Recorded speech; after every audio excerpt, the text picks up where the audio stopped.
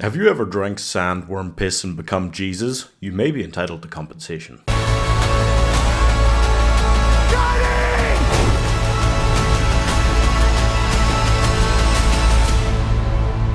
are not prepared for what is to come. Dune Part 2 is one of those films that makes me stand up and say, where the fuck was Denis Villeneuve when they were making The Rise of Skywalker? Seriously, like, this man has made what is our generation's equivalent, and I've been saying this since the first film came out. It's our generation's equivalent of the Star Wars original trilogy, or the Lord of the Rings trilogy. This is an epic, incredible thing. I can't believe it exists. I can't believe that there hasn't been even more hype around it. There's been a lot of hype around this one, but man, it deserves everything and more. It's the kind of film that just makes me want to start a good old-fashioned holy war. So Paul Atreides is a good mama's boy. When he's told to eat his vegetables, he does. When he's told to go to sleep on time, he does. When he's told to become Sand Person Jesus and take over the galaxy, he does. Yes. And it's interesting because they arrive in Siege Tabor and you'd think everyone would be really pissed at him for killing their friend, but instead they let him become one of their warriors and let his mother become their scary pregnant pope. No, really. So who else do we have here? Princess Irulan, who proves that Florence Pugh really can just creep her way into any franchise and immediately steal the show. Emperor Shaddam IV, who proves that Christopher walk into any role ever and just play himself and get away with it. Shani, who is a strong, aggressive, empowered female character. Just every Zendaya role ever. She's not at all like that in the book, but Zendaya basically said, fuck your old white-ass boy book, and it worked. It worked out for her. And honestly, their relationship is the most incredible thing.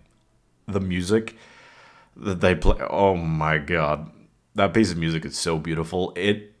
I just sit and listen to that. This whole soundtrack, I can just sit and listen to it on its own, and I don't do that for many films, honestly. Lord of the Rings trilogy, to be fair, I do it for, and this is on that level. And then you've also got Josh Brolin, Gurney Halleck's back, but he's irrelevant now because Paul's got a new hype man in Stilgar. Stilgar. When I said this man would walk into fire for Paul, I am lowballing it. This dude saw Call Me By Your Name and said, Chalamet, I get a piece of that action. Then there's the villains, those nasty Harkin boys. The Baron is back, casually floating around, fucking around, and finding out in that order. Batista is just big angry boy. And then there's Feyd-Rautha. And when I tell you that this guy did the give me more grab while kissing his uncle, you'd think he's weird. When I tell you that he's balder than Vin Diesel after inhaling baby oil, you'd think he's real weird. But when I tell you that he definitely stuck his dick in that pain box thing, you'd think he must be played by Austin Butler. The only man capable of going in like back-to-back years from playing literally Elvis, being that level of heartthrob, to going freak in the sheets mode.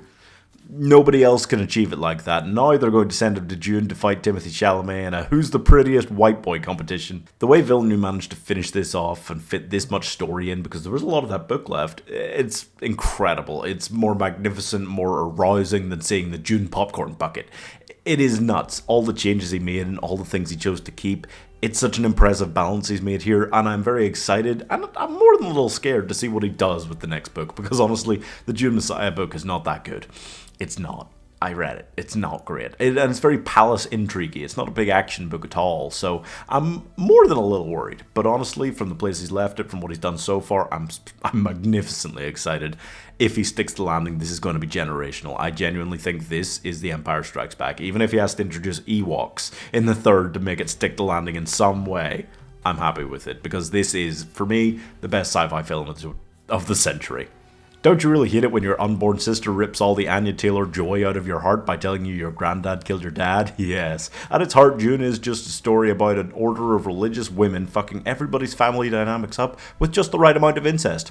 It is crazy. It's also about how prophecies might be real, but maybe not. I'm really not clear on where we stand with that whole thing. Anyway, this is my favourite film of the year so far, and quite simply, it's a cinematic achievement on the level that makes Denis Villeneuve he goes above a lot of people with this film on my list of cinematic masters. He is honestly incredible. I love so many of his films, and I'm giving He's Dune It Again 5 stars. Fighting with Your Family, The Emperor and I, Listen, Al-Gaib, Timothée Chalamet marries Florence Pugh for the second time when she's the wrong woman. Wow, that's crazy that's happened twice.